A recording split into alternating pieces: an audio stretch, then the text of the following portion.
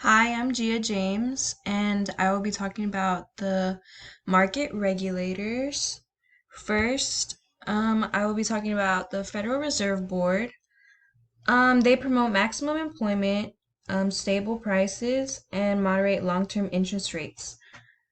Next, they promote the stability of our financial system and seek to minimize and contain systematic risk. They also promote the safety of individuals and financial institutions. They foster payment and settlement systems for safety and efficiency throughout the services, and they promote customer protection and community.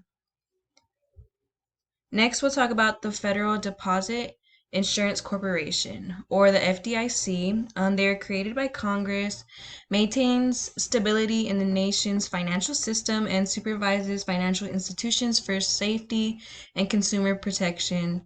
So basically, they just want to make sure that everything is protected for the consumer.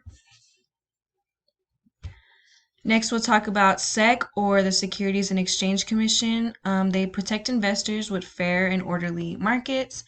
They oversee security exchanges and security brokers, and also dealers and investment advisors. They promote fair dealing and help prevent fraud.